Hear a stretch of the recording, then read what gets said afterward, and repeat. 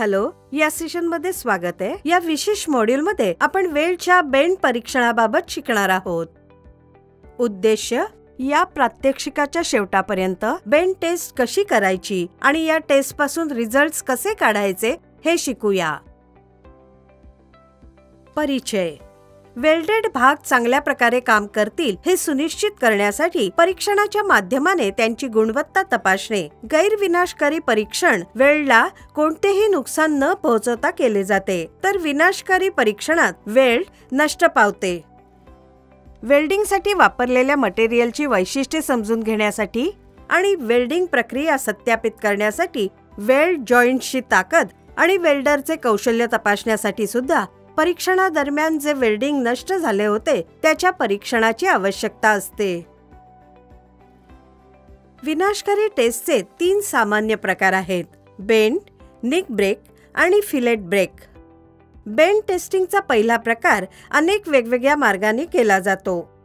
Bend सॅम्पलचे निर्देशित केल्याप्रमाणे परीक्षण करू शकतो। Bend fixture, wrap around bend fixture machines आणि बेंच वाइज वर फ्री बेंड परीक्षण।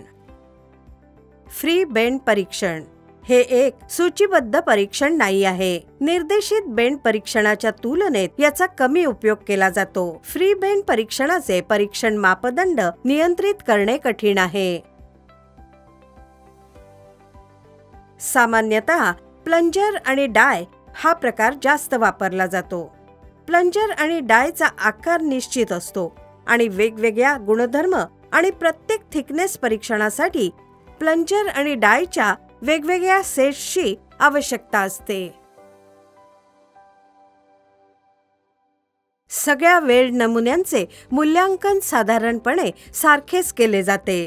वेल्ड सुदृढीकरण आणि बॅकिंग पृष्ठभागाबरोबर घालवले जाईल। यातील कोणत्याही बेंड परीक्षणात नमुन्याला असे बेंड केले जाते की त्याच्या पृष्ठभागाची एक बाजू बहिर्वक्र पृष्ठभाग होईल। यातील कोणत्याही बेंड परीक्षणात नमुने ग्राइंडिंग आणि मशीनिंगने काळजीपूर्वक तयार केले पाहिजेत।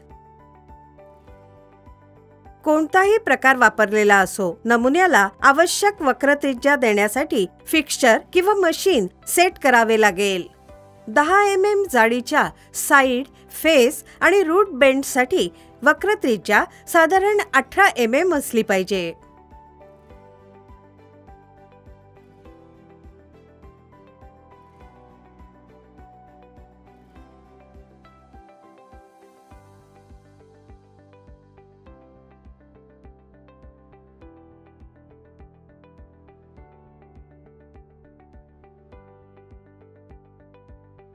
Specimen inspection.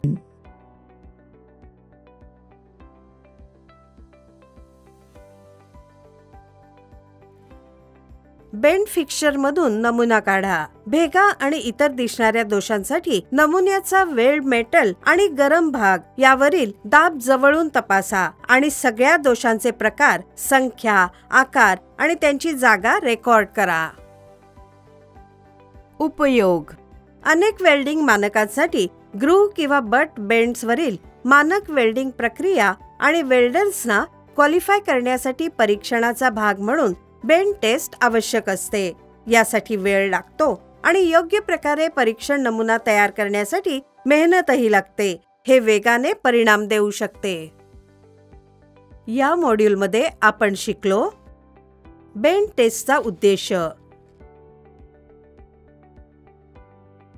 बेंड परीक्षण नमुन्यांचे प्रकार, वेगवेगळ्या टेस्ट मशीन्स किंवा फिक्स्चर्स पद्धती। सत्राच्या समापनाची वेळ आली आहे। तुम्हाला सगळे कन्सेप्ट समजले असतील। भेटूया पुढच्या सत्रात।